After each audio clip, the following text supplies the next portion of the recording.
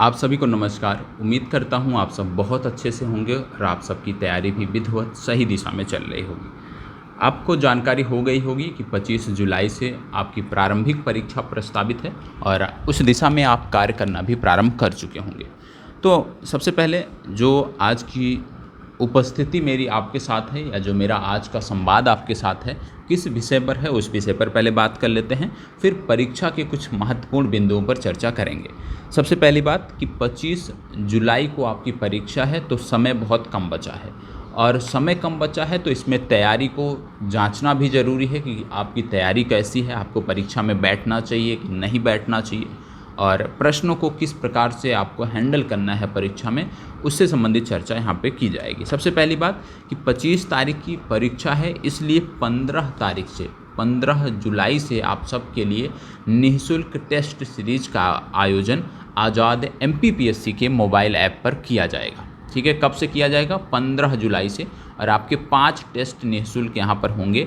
15 जुलाई से 5 टेस्ट निःशुल्क होंगे। कहाँ पर? आज़ाद MPPSC का जो आपका मोबाइल ऐप है उस पर। और आप सब निश्चित रूप से आज़ाद MPPSC के मोबाइल ऐप से जुड़े भी होंगे।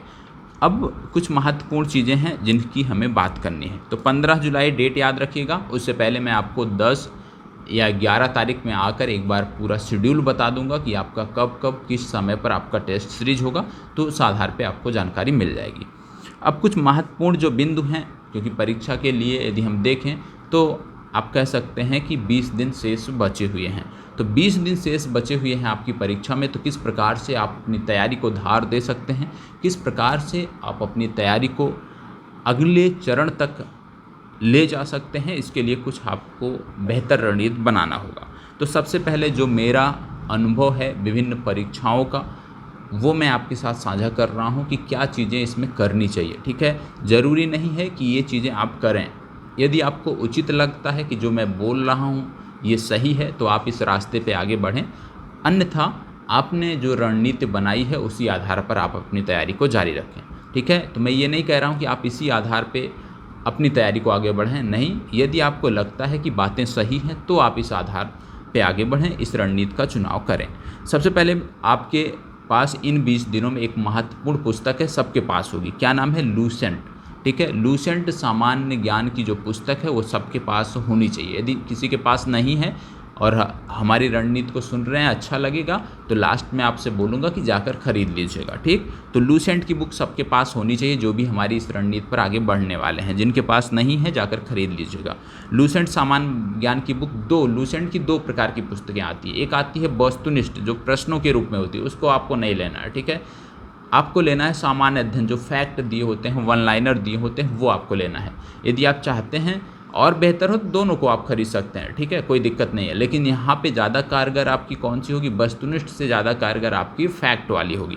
क्योंकि यदि आप परीक्षा में बैठने जा रहे हैं तो निश्चित रूप से आपने लूसेंट का अध्ययन नहीं किया होगा। ठीक है, क्योंकि आप अभी तक क्या था, मानक पुस्तकों का अध्ययन करने लगते हैं। तो जब आपकी मानक पुस्तकों का अध्ययन समाप्त होता है, NCERT आप विधिवत कर लेते हैं, उसके बाद जब आप लूसेंट की पुस्तक को पढ़ेंगे तब चीज़ें आपकी बेहतर समझ में आएंगी। यदि आप बिना कोई पुस्तक पढ़े सिर्फ और सिर्फ लूसेंट को रटने बैठ जाते हैं तो वो चीज़ें आप भूल जाएंगे, फैक्ट भूल जाएंगे, वो आपका किसी भी काम का नहीं होगा, उस समय भी आपका बर्बाद जाएगा। तो यहाँ पे क्या हमें देखना है कि सबसे पहले लूसेंट पढ़ने की अनिवार्य शर्त है कि आपके पास मानक पुस्तकों का अध्ययन आप कर चुके हैं, NCERT पुस्तकों का आप अध्ययन कर चुके हैं। इसके बाद आप लूसेंट पर जा सकते हैं। लूसेंट करना है हमें, और प्रत्येक दिन कम से कम 3 घंटे लूसेंट को देना है। कम से कम 3 घंटे लूसेंट को देना है। और जो चीज़ें आप लूसेंट में पढ़ें उसी से संबंधित प्रश्नों का आपको अध्ययन करना है। कहाँ से प्रश्नों का अध्ययन करेंगे आप? घटना चक्र पूर्वालोकन की बुक आती है, घटना चक्र पूर्वालोकन की बुक आती है, उसको आपको खरीदना है। और जो भी टॉपिक आप लूसेंट में पढ़ते हैं उसी टॉपिक से संबंधित प्रश्नों को घटना चक्र पूर्वालोकन की जो बुक है, जो पुस्तक है, उसमें आपको जाकर देखना है और तब आपको पता चलेगा कि आपकी तैयारी कितनी है। और यदि आप 3 घंटे लूसेंट और 3 घंटे घटना चक्र के पूर्वालोकन की सीरीज को देते हैं तो निश्चित रूप से आपकी तैयारी सामान्य अध्ययन में बेहतर हो जाएगी। ठीक है, अब जब आप घटना चक्र का अध्ययन करते हैं, क्योंकि घटना चक्र में प्रश्न दिए होते हैं और उनके बारे में व्याख्या दी हुई उस प्रश्न से संबंधित व्याख्या दी हुई होती है कि भाई ये उत्तर अगर सही है तो क्यों सही है। तो उन फैक्टों को भी आपको अध्ययन करना है। ज़रूरी नहीं कि हूबहू वही प्रश्न पूछा जाए, हो सकता है जो फैक्ट दिया है वहाँ से कोई लिंक करता हो और वहाँ से प्रश्न बन जाए। तो फैक्ट जो दिए हैं उसको भी हमें ध्यान से पढ़ना है घटना चक्र में, और प्रश्न तो हमें देखना ही है। इन दोनों को यदि आप 20 दिनों में करते हैं तो निश्चित रूप से आपका सामान्य अध्ययन, आप कह सकते हैं 90% आपका पाठ्यक्रम कवर हो जाएगा। ठीक है, जो आपकी परीक्षा में आने वाला होगा वो 90% आप कवर कर सकते हैं। अभी इन 90 में क्या चीज़ें बची हुई हैं वो भी बता रहा हूँ। ठीक है, अभी आपका MP स्पेशल है। MP स्पेशल आप कहाँ से पढ़ेंगे? आपके चैनल पर प्रतिदिन फैक्ट की जो कक्षा चल रही है MP स्पेशल की, वो आप रेगुलर करते रहिए। ठीक है, और कोई यदि आपका सोर्स है जहाँ पे आप MP स्पेशल पढ़ रहे हैं, समझ रहे हैं, तो वहाँ से भी आप पढ़ते रहिए।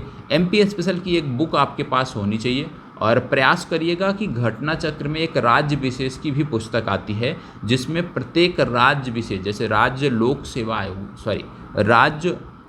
आयोग की, जैसे उत्तर प्रदेश राज्य लोक सेवा आयोग या मध्य प्रदेश, तो इन पे क्या है, इनके जो प्रश्न होते हैं उनका भी संकलन होता है। तो राज्य विशेष की ये भी एक घटना चक्र पूर्वावलोकन की बुक आती है, जिसमें आपको मध्य प्रदेश से संबंधित प्रश्न देखने को मिल जाएंगे कि किस टॉपिक से ज़्यादा प्रश्न पूछे गए हैं और आज तक किस प्रकार के प्रश्न पूछे गए हैं। तो राज्य विशेष का भी आप घटना चक्र की खरीद सकते हैं।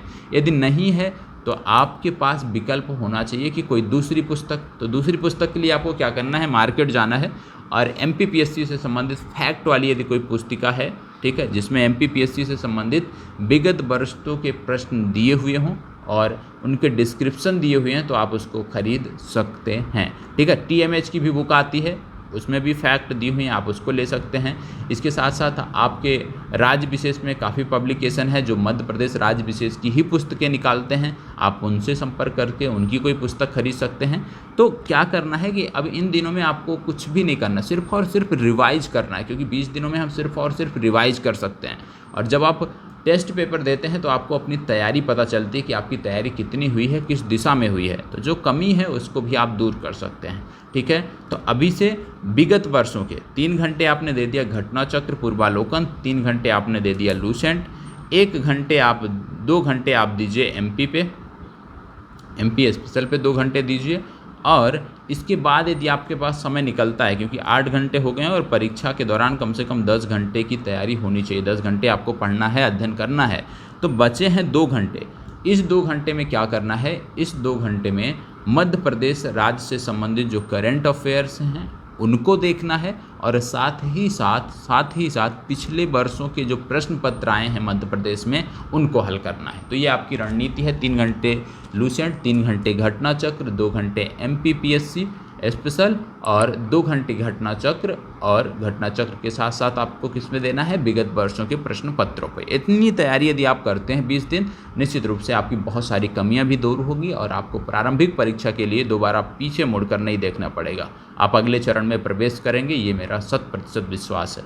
ठीक है, तो आपको इन्हीं रणनीति पे, यदि आपको अच्छी लगती है रणनीति, इस रणनीति पर आगे बढ़ें, क्योंकि राज्य विशेष की जो परीक्षाएं होती हैं फैक्ट आधारित होती हैं, तो फैक्ट होने चाहिए। फैक्ट कहाँ से मिलेंगे, लूसेंट से मिलेंगे, पूर्वालोकन की पुस्तक से मिलेंगे। ठीक है, क्योंकि अब इस दौरान यदि आप NCERT पढ़ने बैठ गए तो आपका कुछ भी नहीं होने वाला है। NCERT पढ़ने का समय जो है वो अब समाप्त हो चुका है। तो एक बार फिर से बता देते हैं, 15 तारीख से आपके लिए टेस्ट सीरीज आयोजित की जा रही है। 5 टेस्ट, जिसमें दोनों पेपरों के प्रथम और द्वितीय प्रश्न पत्र के 5 पेपर निःशुल्क आपको आज़ाद MPPSC मोबाइल ऐप के माध्यम से उपलब्ध कराए जाएंगे।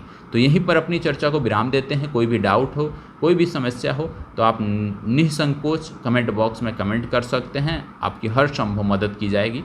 ठीक है, चलिए, बहुत बहुत आभार, धन्यवाद।